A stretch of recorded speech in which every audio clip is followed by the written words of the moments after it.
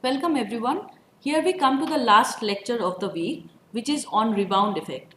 This actually deals with the issues regarding how a consumer behaves when a technology becomes more efficient, or especially a technology becomes more energy efficient.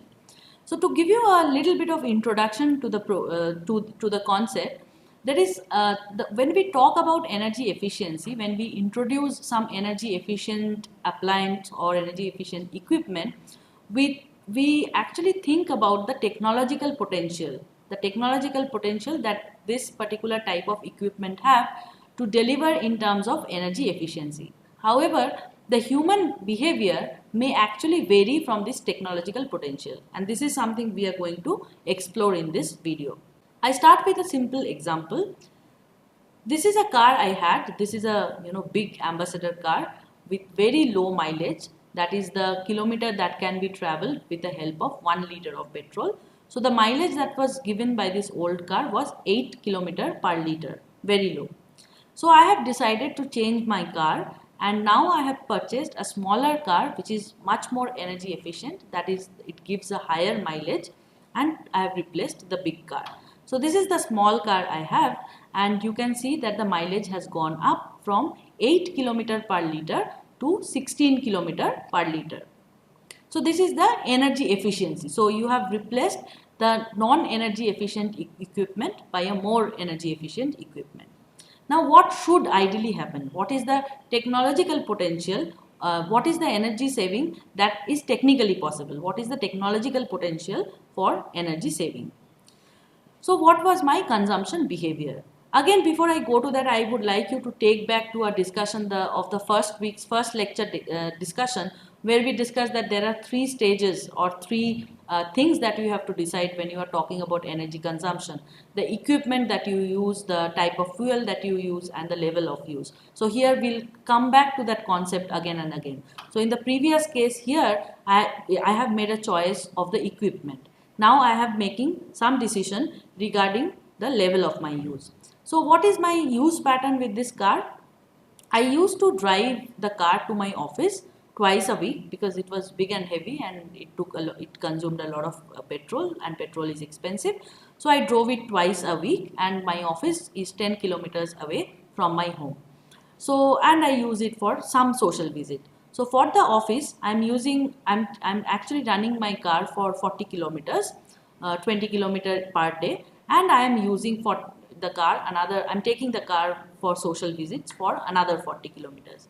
So my total use of the car was for 80 kilometers. So this is the initial situation. Now, if my mobility habit or the habit of using my own car remains unchanged, then what is the result? What is the energy saving? See, the total petrol that I consumed with my old car was 80 liters, because with 1 liter I could drive for 8 kilometer, with 10 liter I can drive for 80 kilometer. This was the initial scenario. So this is 10 liter of petrol. Now with the new car, the mileage has doubled. So with 1 liter of petrol, I can actually drive 2 kilometers instead of 1 kilometer. So what happens? I would need only 5 liters of petrol if I want to stick to my previous habit, if I'm still running it for 80 kilometers. So my consumption comes down from 10 liter to 5 liter. So the energy saving potential of this new technology is 5 liter per week. This is what the technological potential of energy saving, this part. So my energy consumption should become half. Now the question is, this is how often a technologist look at the problem. But human mind, when you are thinking about as a consumer, your mind might work in a very different manner. When you replace a big car, energy non-efficient car, by a small energy efficient car, where the mileage goes up like anything, you will have a tendency to use this car more. You may no longer drive it for 80 kilometers, but you may end up driving it for 100 kilometers. Now the question is, what is the equation, what is the calculation that is going on in the mind of the consumer, which is different from what is going on in the mind of the technologist. And this interaction actually becomes very interesting. A consumer actually doesn't think about the way in which we have explained things. A consumer thinks, how much money am I paying for per kilometer travel that I am undertaking? So what is my expenditure for 1 kilometer? And there comes the role of price. You see, when you had the big car, your mileage was 8 kilometer per liter. If you assume the petrol price is 60 rupees per liter, very optimistic though, but this is just an assumption. So if the petrol price is 60 rupees per liter, so you have to spend 60 rupees to drive 8 kilometers.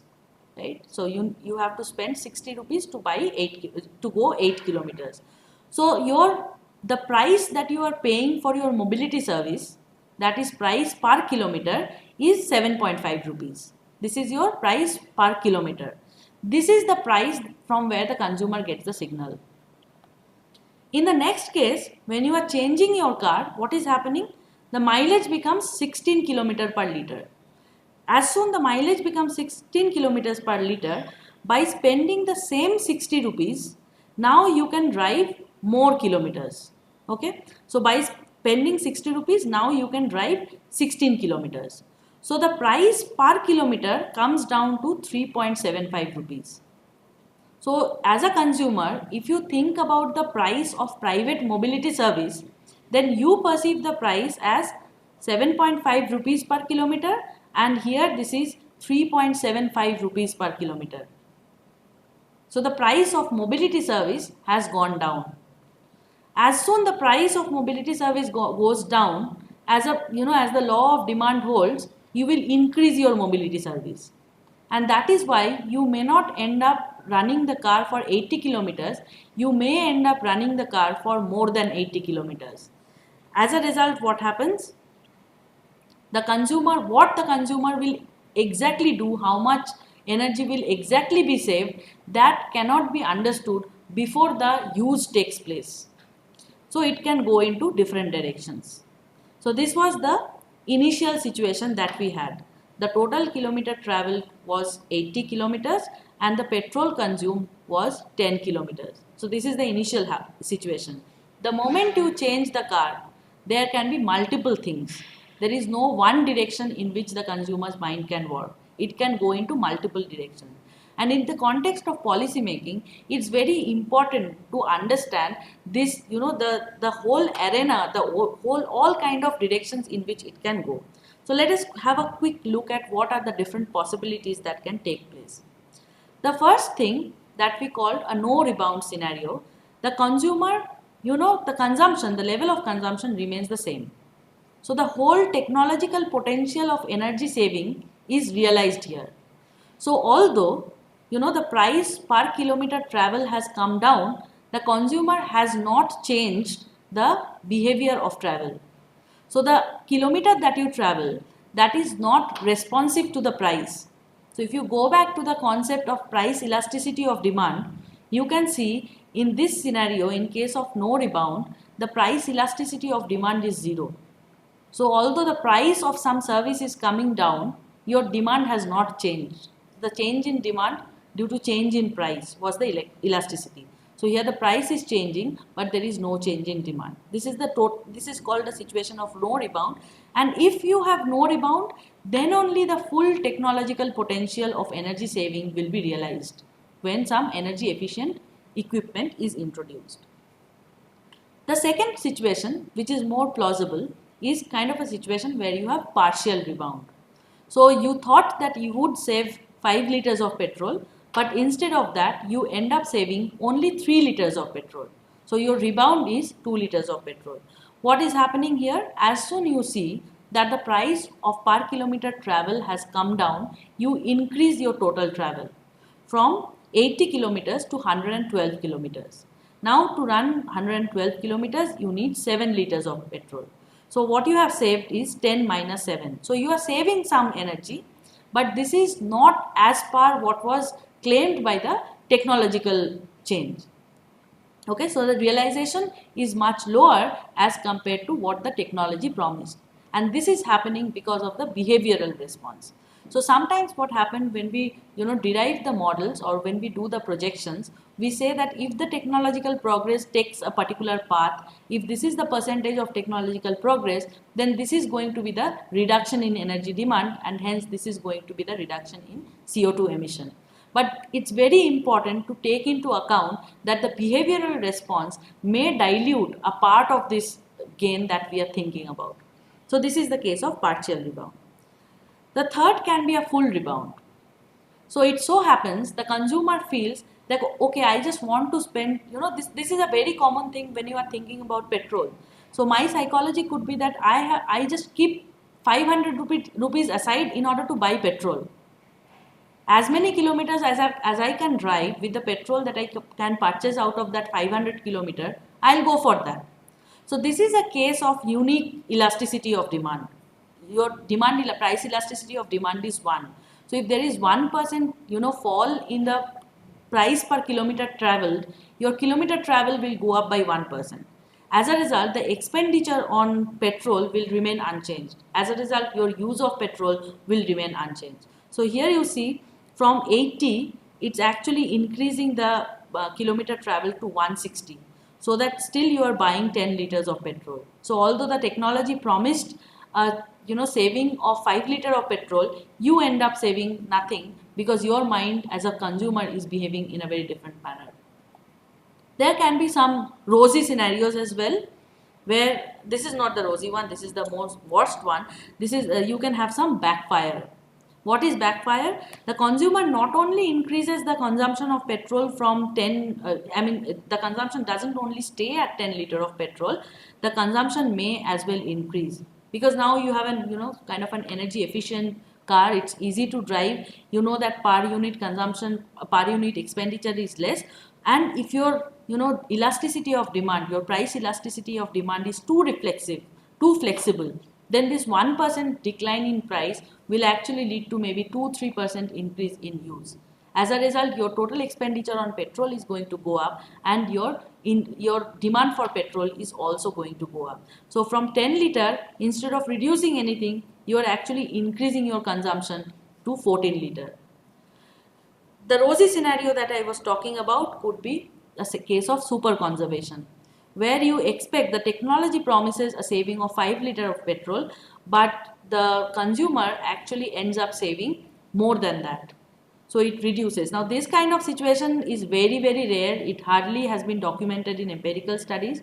Where it is documented, it's mostly because of the fact that energy efficient appliances were introduced along with some awareness programs. So if some energy efficient lighting equipment were distributed, so it along with that the consumers were also told that this is the expected energy saving, and also they were told that, see, when you are going out of the room you better switch off the light. So the behavioral changes are so that not only you realize the technological gain, but your behavior is changed such a manner that you overshoot the technological gain. So but this is a very rare scenario.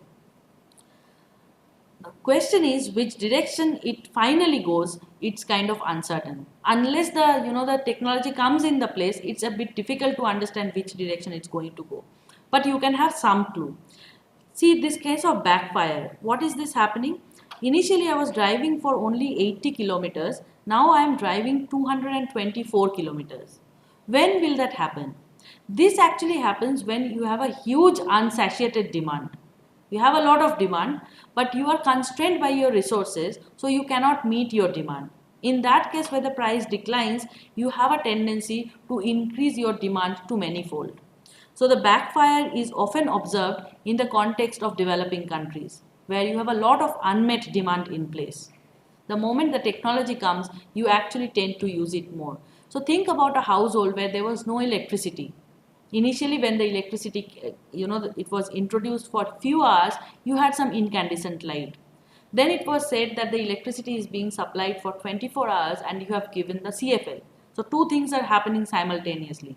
Because this is a very fundamental demand, this is a basic demand, the household will increase the use of electricity to get the lighting service to manifold.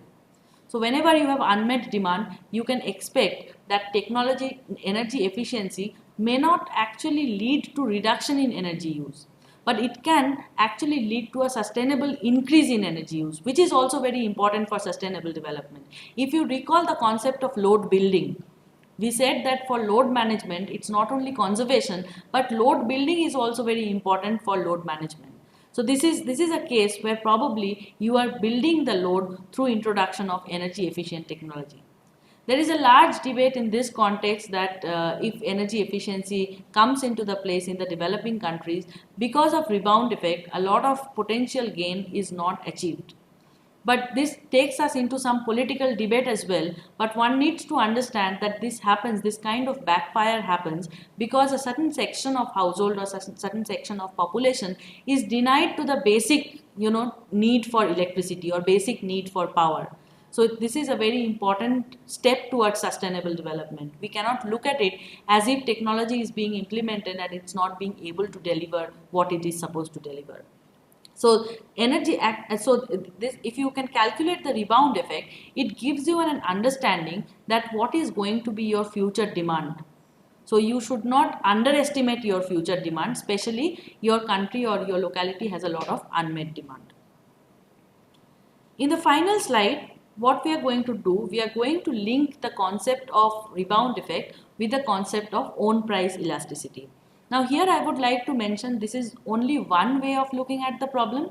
There are various ways how you can calculate the rebound effect. If you have very basic kind of the information that I have given for the car, if you have this kind of information at the household level, you can calculate the rebound effect at a very disaggregate level. You can take the help of energy, you can take the help of price elasticity in order to calculate the rebound effect. You can also take the help of a lot of modelings where certain parameters are used to understand the rebound effect. And the other thing is that rebound effect is not always equipment specific. So it may be sector specific. You can have a rebound effect for the whole economy.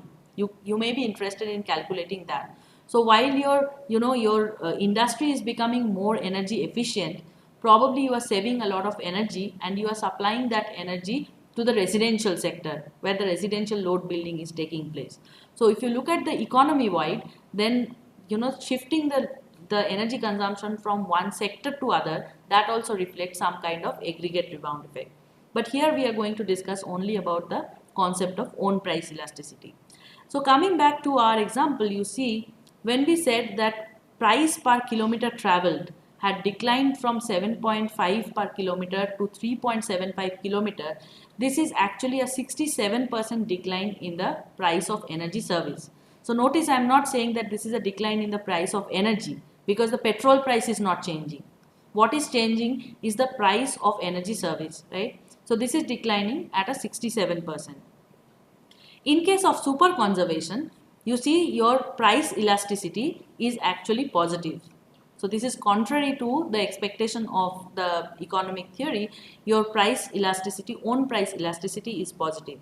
So 67% decline is leading to a decline in the demand for energy. In the second case, you see this is the case of no rebound.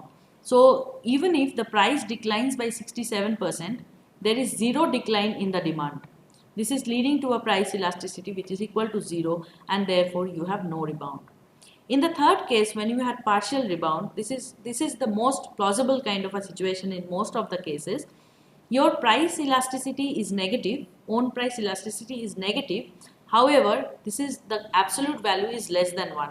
So 67% increase in price has actually stipulated a decline in 67% decline in price has actually triggered 33% increase in your demand.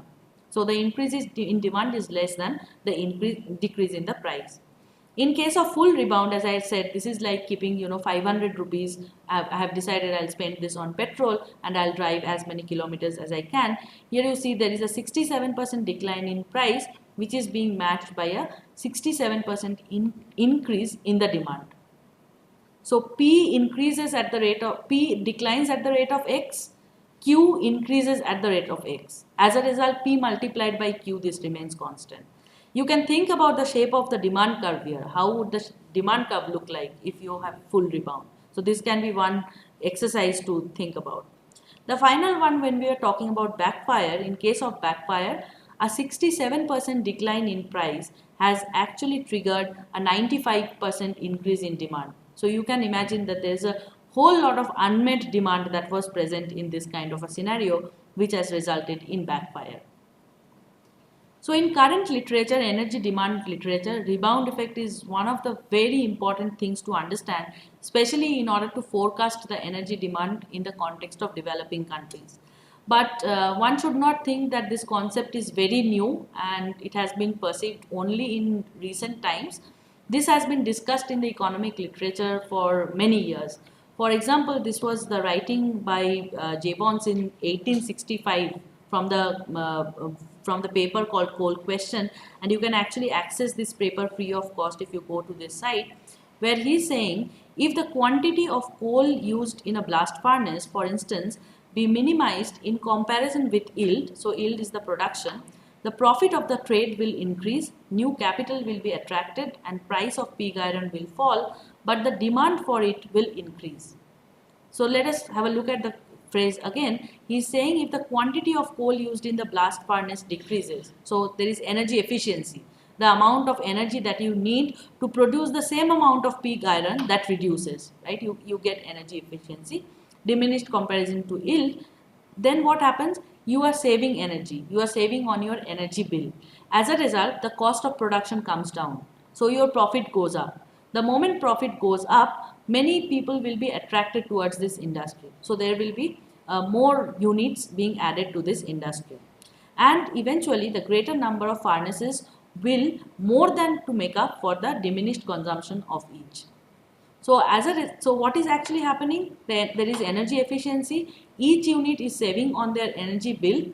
Therefore, there will be an increase in profit.